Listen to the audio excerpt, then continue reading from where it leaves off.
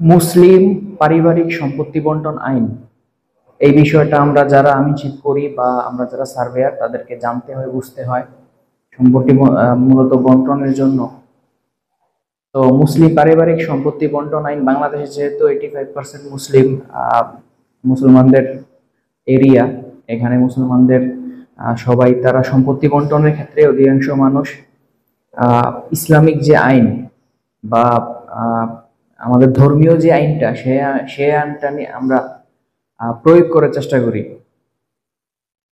তো সেই আইনের যে উৎস, সেই আইনগুলি আসলে কোথা থেকে এসেছে সেই উৎসটা ভাইবা বোর্ডে প্রায় আমাদেরকে জিজ্ঞেস করে থাকে। যেমন হচ্ছে ধরুন মুসলিম, আমি লিখে রেখেছি মুসলিম পারিবারিক সম্পত্তি বন্টন আইনের উৎস একটা হচ্ছে কোরআন, দ্বিতীয় হচ্ছে হাদিস, ইজমা এবং কিয়াস। এই চারটা উৎস হচ্ছে মুসলিম পারিবারিক সম্পত্তি বন্টন আইনের উৎস। এই উৎসগুলি দিয়েই মূলত পারিবারিক সম্পত্তি বন্টনের যে আইনগুলি, সে আইনগুলি প্রণীত হয়েছে। তো এই চারটা উৎস সম্পর্কে সামান্য একটু বিস্তারিত আমি বলি। সেটা হচ্ছে ভাইবা বোর্ডে তো এই এতটুকু জিজ্ঞেস করবে আপনাকে, কিন্তু এর সম্পর্কে একটা বিস্তারিত কিছু জানার আছে। সেটা হচ্ছে যেমন কোরআন হচ্ছে আমাদের সংবিধান, আমাদের ইসলাম ধর্মের ইসলামিক যে ধর্ম সেই ধর্মের হচ্ছে সংবিধান, আমাদের মুসলমানদের সংবিধান কোরআন। এটা হচ্ছে সরাসরি আল্লাহর বাণী। এখান থেকে যে আইনটা সরাসরি আমরা পাই সেটা আমরা সরাসরি প্রয়োগ করতে পারি। দ্বিতীয় হচ্ছে হাদিস, রাসূল সাল্লাল্লাহু আলাইহি সাল্লাম বা হযরত মুহাম্মদ সাল্লাল্লাহু আলাইহি সাল্লামের মুখনিসৃত যে বাণীগুলি, তিনি যে সমাধানগুলি দিয়ে গেছেন বিভিন্ন বিষয়ে আমাদের পথ চলার ক্ষেত্রে, আমাদের জীবন বিধানের ক্ষেত্রে যে সমাধানগুলি বা আইনগুলি বা মুখনিসৃত যে বাণীগুলি দিয়ে গিয়েছেন, সেগুলি হচ্ছে হাদিস। হাদিসেও কিছু আইন পাওয়া যায় সম্পত্তি বন্টনের জন্য, সেটা হয়তো আপনারা আরো স্টাডি করলে জানতে পারবেন।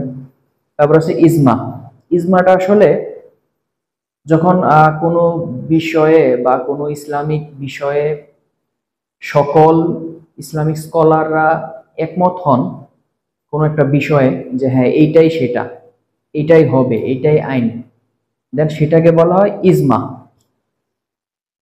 আর কিয়াসটা হচ্ছে ধরুন কোরআন, হাদিস এবং ইজমা ভিত্তিক যদি কোনো সমাধান বা ওইরকম কোনো বাণী না থাকে বা সেখান থেকে আমরা কোনো সমাধান না পাই, তখন আমাদের যে স্কলাররা আছেন তারা একটা ফতোয়া জারি করেন বা একটা আইন জারি করেন।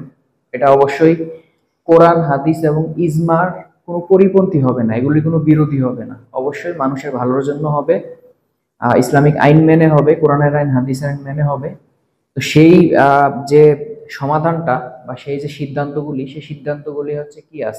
ইজমা এবং কিয়াস প্রায় কাছাকাছি, তবে ইজমাটা হচ্ছে হ্যাঁ একটা সুনির্দিষ্ট বিষয়ের উপরে সকলের একটা মতামত বা একটা সিদ্ধান্ত। আর কিয়াসটা হচ্ছে হ্যাঁ নতুন কোনো প্রবলেম তৈরি হচ্ছে যেটা আমরা তিনটা দিয়ে কোরআন, হাদিস এবং ইজমাতে সরাসরি সেটা সমাধান নেই, সেক্ষেত্রে স্কলাররা বসে একসাথে কোরআন হাদিসের পরিপ্রেক্ষিতে এর পরিপন্থীতে না গিয়ে যে নিয়মগুলি আছে সেই নিয়মগুলির মাধ্যমে একটা সমাধান বের করা, সেটা হচ্ছে কিয়াস। তো আমরা যারা হচ্ছে এই মুসলিম পারিবারিক সম্পত্তি বন্টন আইন সম্পর্কে জানাশোনা করি, তাদেরকে আমার এই বিষয়গুলি জানতে হয় যে কোরআন পারিবারিক সম্পত্তি আইনের যে উৎস হচ্ছে কোরআন, হাদিস, ইজমা এবং কিয়াস। পরীক্ষা যদি আপনাদেরকে এটা জিজ্ঞেস করে থাকে এভাবে উত্তর দিবেন, এবং রাইটিং পরীক্ষা আসলে উত্তরটা ঠিক এভাবে দিবেন।